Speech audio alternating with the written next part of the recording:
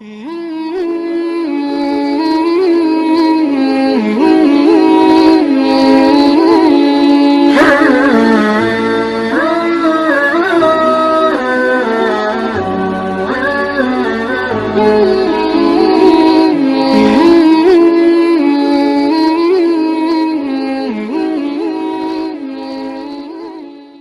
saudaraku. Baiklah, namaku Aryan dan aku berasal dari Delhi. Bahasa Inggrisku tidak begitu bagus, jadi maafkan aku.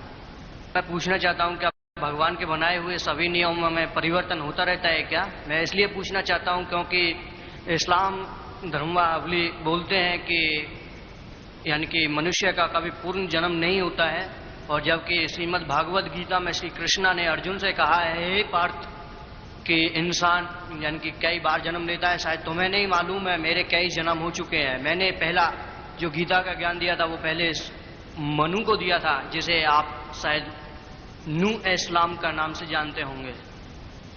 और दूसरी बार कहते हैं कि मैंने सूर्य देव को ये ज्ञान दिया था, उसके बाद मैं आपको दे रहा हूँ। तो सर, आप क्या बता सकते हैं कि मनुष्य का पूर्ण जन्म होता है या नहीं होता है? क्या भगवान के बनाए हुए नियमों में क्या परिवर्तन होता रहता है कि समय अनुसार? मैं ये पूछना चाहता हूँ. Saudara kita ini mengajukan dua pertanyaan. Pertanyaan pertama, bisakah hukum atau ajaran Tuhan itu diubah? Bisakah mereka diubah? Pertanyaan yang kedua, bisakah seseorang terlahir kembali? Mengenai terlahir kembali kita akan bicara di pertanyaan kedua. Sekarang kufokuskan pada pertanyaan pertama. Bisakah hukum Tuhan itu berubah? Jika hukum Tuhan terikat dengan waktu atau hanya diperuntukkan untuk sekelompok orang tertentu, untuk waktu tertentu, maka hukum tersebut akan berubah. Misalnya seperti yang sebelumnya diajarkan di dalam Taurat, Zabur, Injil. Semuanya adalah firman Tuhan, tapi hanya ditujukan untuk segolongan orang dan untuk waktu tertentu. Tapi ketika firman terakhir dan penutup dari Tuhan diturunkan, maka tidak ada yang bisa ditambahkan, tidak ada yang bisa dikurangi. Al-Quran adalah firman terakhir dan penutup dari Tuhan. Tidak akan ada firman yang lain lagi. Nabi Muhammad merupakan nabi terakhir dan penutup. Tidak ada nabi lain yang akan datang. Dalam surat ke-33 Al-Ahzab ayat 40, "Maka ana Muhammadun aba adam min rijalikum walakin Rasulullah wa khatamun nabiyyin wa kana Allah bikulli syai'in alima." bahwa Muhammad bukanlah bapa dari umat manusia, tetapi dia adalah nabi Allah dan penutup para nabi. Dan Allah Maha Bijak. Setelah Nabi Muhammad, jika ada yang mengatakan bahwa dia adalah Nabi Tuhan dan mendapat firman dari Tuhan, maka dia adalah pembohong. Nabi Muhammad adalah Nabi terakhir dan penutup. Setelah Al-Quran, tidak akan ada lagi firman yang turun. Surat ke-5 Al-Maidah ayat 3. Pada hari ini, telah aku sempurnakan agamamu untukmu, dan telah kucukupkan nikmatku bagimu, dan aku ridhoi Islam sebagai agamamu. Ketika sudah disempurnakan, tidak ada yang bisa ditambahkan, tidak ada yang bisa dikurangi. Jadi jawabanku atas pertanyaannya, firman yang lama mereka bisa diubah, tapi pesan-pesan mendasar dari firman pertama hingga firman terakhir tentang tauhid, tentang keesaan Tuhan, itu sama. Untuk semua firman yang turun sebelum Al-Quran, bentuknya masih belum stabil, dan itu telah diubah oleh manusia.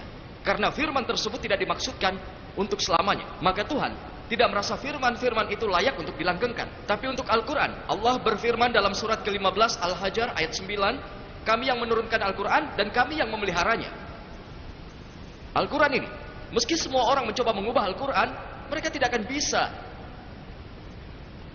Seluruh mesin yang diciptakan tidak akan bisa mengubah Al-Quran. Jadi untuk firman-firman sebelum Al-Quran memang bisa diubah, tapi untuk Al-Quran tidak bisa diubah. Firman tersebut merupakan firman yang terakhir. Sekarang pertanyaan yang kedua.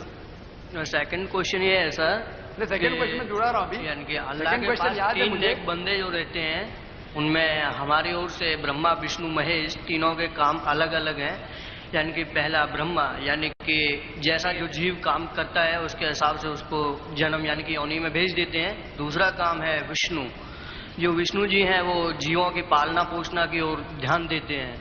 तीसरे जो महादेव हैं, जिनको देवादिदेव महादेव यानी कि शिव शंकर बोलते हैं, यानी कि वो सब का हिसाब बराबर करते हैं। यानी कि आपके पास जो यानी कि अल्लाह ताला के पास जो तीन बंदे नेक बंदे रहते हैं, उनका भी काम क्या है? यही है। भाई साहब, आपने इस्माइल इजराइल नया सवाल पूछा जी, इसका जवाब दूंगा। पहले पुराने सवाल का जवाब दूं क्या नहीं मैं? जी आपने पुनर्जन्म की बात की, बराबर जी, तो उसका जवाब चाहिए या नहीं चाहिए? चाहिए। चाहिए ना, तो पहला पुनर्जन्म की बात करूंगा, फिर आपकी ब्रह्मा विष्णु और शिवा की भी बात करूंगा। हाँ, इंशाल्लाह तीनों की बात करूंगा। Ada pertanyaan yang baru. Jadi saat aku menjawab pertanyaan yang lama, muncul pertanyaan kedua. Pertanyaan pertama, apakah Anda percaya pada reinkarnasi dan kehidupan kedua? Sejauh ini yang ku tahu tentang reinkarnasi yang dikutip dari Bhagavad Gita, tapi kitab tertinggi dalam Hinduisme adalah Weda. Weda adalah yang nomor satu. Mereka yang tertinggi.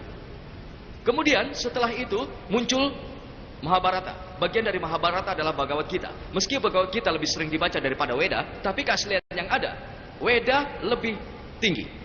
Weda mengatakan tentang Punarjanam. Punarjanam artinya kehidupan selanjutnya. Kalau Anda baca Quran, Quran juga bilang kehidupan selanjutnya. Quran bilang kalian datang ke dunia ini, kalian akan mati dan melanjutkan kehidupan selanjutnya. Punar, selanjutnya.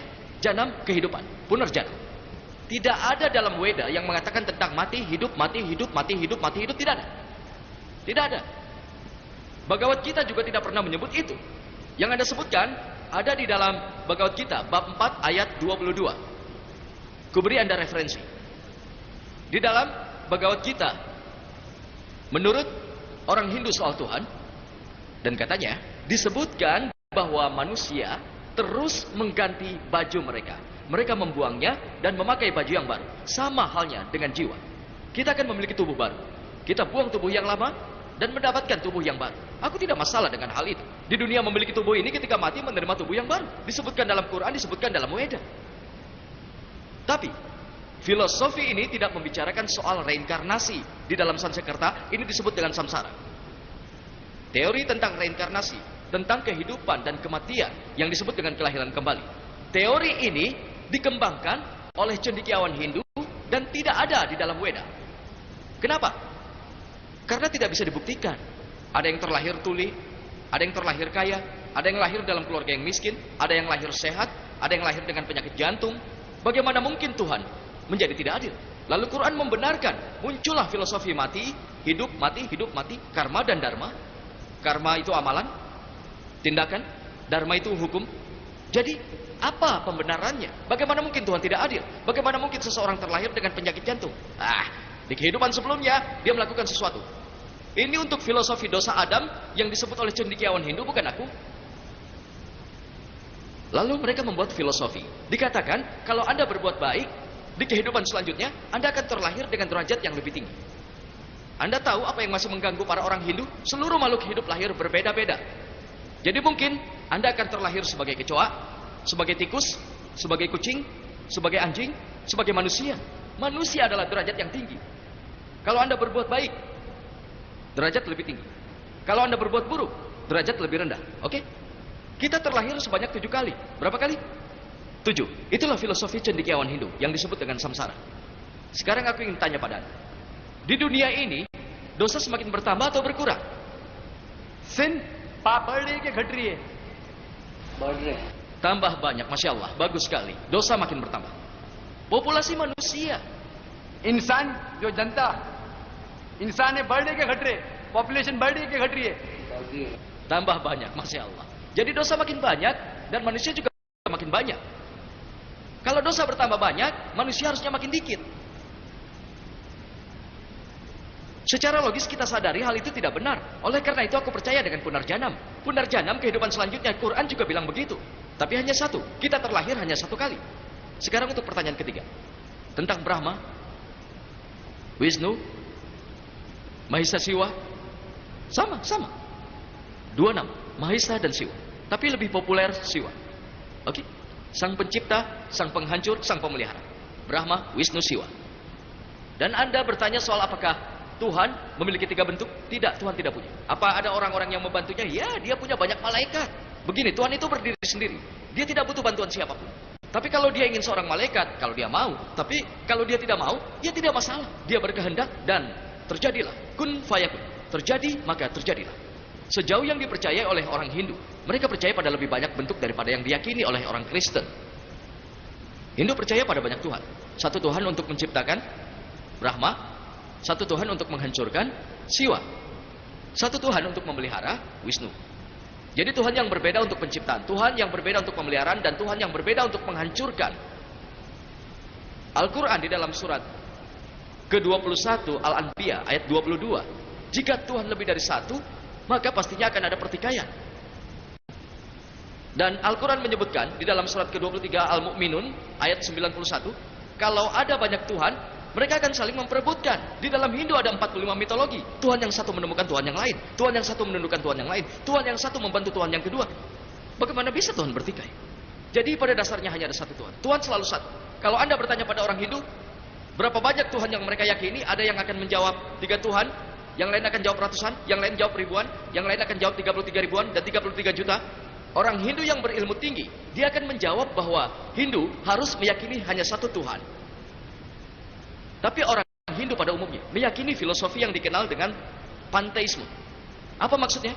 Segalanya adalah Tuhan. Pohon adalah Tuhan, matahari Tuhan, bulan Tuhan, manusia Tuhan, ular Tuhan. Lalu apa yang kita orang Muslim katakan? Semuanya milik Tuhan. Milik Tuhan. Semuanya milik Tuhan. Pohon milik Tuhan, matahari milik Tuhan, bulan milik Tuhan, manusia milik Tuhan, semuanya milik Tuhan.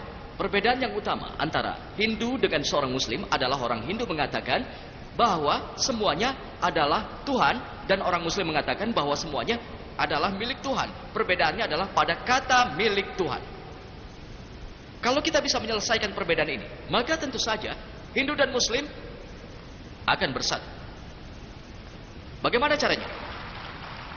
Allah berfirman dalam Al-Quran surat ketiga Al-Imran ayat 64. تعالوا إلى كلمة سواء بيننا وبينكم. Come to common terms as between us and you. Which is the first term? Allah na'budu illallah. That we worship none but Allah. ولا نشرك به شيئا. That we associate no partners with Him. ولا يتخذ بعضنا بعضا أربابا من دون الله. That we erect not among ourselves lords and priests other than Allah. فإن تولوا. If then they turn back. فقولوا اشهدوا بأننا مسلمون. Say we bear witness that we are Muslims bowing our to Allah Subhanahu wa Taala. Cara terbaik untuk menganalisa agama manapun adalah dengan tidak mencoba untuk memahami apa yang dilakukan oleh penganutnya, melainkan menganalisa kitabnya. Jika kita menganalisa kitab Hindu, kita membaca Chandogya Upanishad yang adalah yang tertinggi, disebutkan dalam Chandogya Upanishad bab 6 bagian 2 ayat 2, Tuhan hanya ada satu dan Tuhan tidak diduakan. Ini tertera di dalam kutipan Sanskerta. Tuhan itu satu, tidak diduakan. Disebutkan dalam Shweta-swatara Upanishad bab 6 ayat 9. Nachaste kasij, janitana jadipa. Of Him there is no Lord. Dia tidak punya Tuhan, dia tidak punya orang tua, dia tidak punya Tuhan, bahkan dia tidak punya ibu dan tidak punya ayah. Di dalam Shweta-swatara Upanishad bab 4 ayat 19. Nataste pratima asti. Selain Tuhan, tidak ada pratima. Pratima berarti gambar. Pratima berarti foto, patung, pahatan, lukisan. Tuhan tidak punya foto, tidak punya pahatan, tidak punya patung, tidak punya lukisan. Dia tidak punya gambar, tidak punya yang seperti itu.